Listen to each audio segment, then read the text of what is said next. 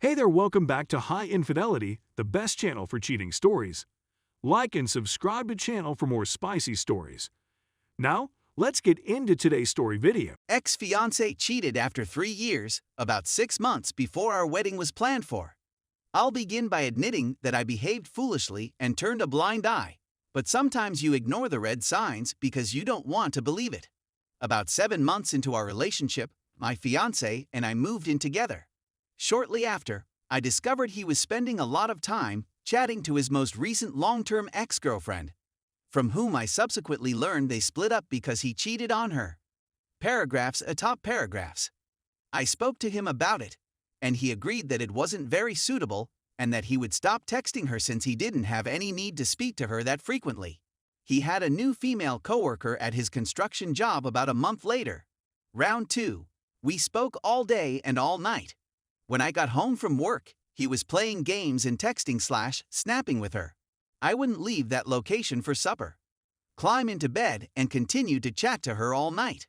I challenged him about it, stating it was strange that she was contacting him so often. He replied that if it made me uncomfortable, he wouldn't speak to her outside of work if he didn't have to since he had just recently met her and they weren't really friends. Problem solved, I reasoned. Over the following 3 years, he would conceal all of his talks from me. I would catch him about every 3 months or so, confront him about it, and he would say he was sorry, regretful, that he had insulted me, and so on. And I assumed we'd get through it. We didn't, though. It simply kept going on. Lies, caught, crying, and repeat. We went to a Halloween party in October of 2020 and had a good time. When he opened his phone, he saw 3 alerts from her. He informed me he blocked her after the previous time I caught him lying to me. I offered him the option to confess on the way home, but he didn't. So when he arrived home, I confronted him. This got out of hand. He yelled at me, telling me I was poisonous and manipulative, and that he couldn't have any friends because of me. He slammed his phone against the wall so hard that it shattered. That I was wrong for his lying to me because I forced him to. He informed me during that chat that she was going across the nation in 2 weeks and that he was simply talking to her until she went. I told him anything he wanted to hear, but when she departs, I don't want to hear her name again. Let's go back to the Friday she departed. He arrived home in a strange mood. When I inquired whether she had left, he claimed she had, and he had removed her from everything. I caught him messaging her less than 10 minutes later. I asked him why he continued lying to me, and he answered he had no idea. He went away for work the next week and contacted me to say he wasn't sure he could do it anymore. I was in my first week at my new work, so I was going through training as well as dealing with that. On that Friday, he came home and informed me he was going to his brother's to think. He returned on Saturday and told me he was going to live with his mother for a bit, but that he was thinking about moving in with the girl who had just come to Arizona. That's when he finally admitted to lying and cheating on me. I'll never know how long it will last. He said he just kissed her on the day she departed, but I don't believe him for a second. He alternated between wanting to remain and work things out and telling me I couldn't do it anymore. On Sunday, he awoke, packed everything he had in the home as I had a tantrum, and relocated to his mother's place. He relocated to Arizona 3 days later. He remained for 4 months before returning to live with his brother approximately an hour away. I'd almost moved on at this time. He maintained constant communication, stating he loved me and so on, but he still remained in Arizona for 4 months. His departure was the wake-up call I needed. Hello. Because of you, I've been unhappy for 3 years. A fresh pair of eyes and a little, or a lot, of treatment may put you on the right track. Since then, I've made a lot of new friends, reconnected with old ones, reclaimed my social life. I wasn't permitted to see anybody. Received 2 increases, and I recently found out that my employer has established a new job for me, and I'll be receiving a promotion and another raise. I refinanced my home, therefore his name is no longer on it. I'm becoming closer to my family. I'm now 1000% less tolerant of that type of nonsense, and I've learnt a lot. Bonus. The cats no longer recognize him, and I'm better for it. He, on the other side, is living with his brother, struggling to get me back, making the worst choice of his life, he only wants me, and so on.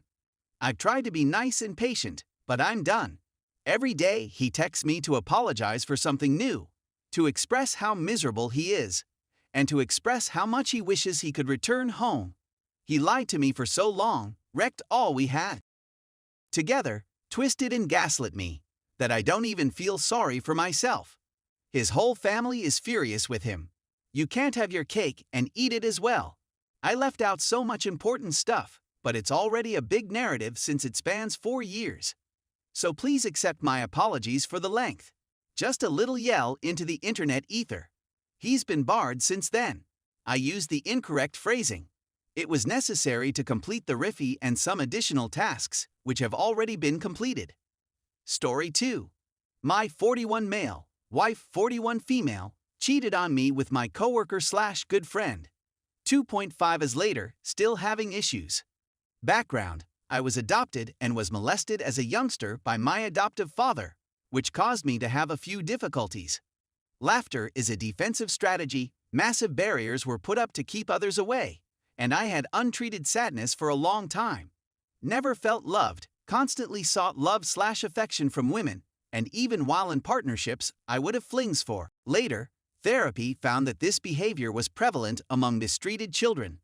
My wife and I met in 2005 and married in November of 2009. I was unable to have a close bond with her due to my depression. There were happy and difficult moments.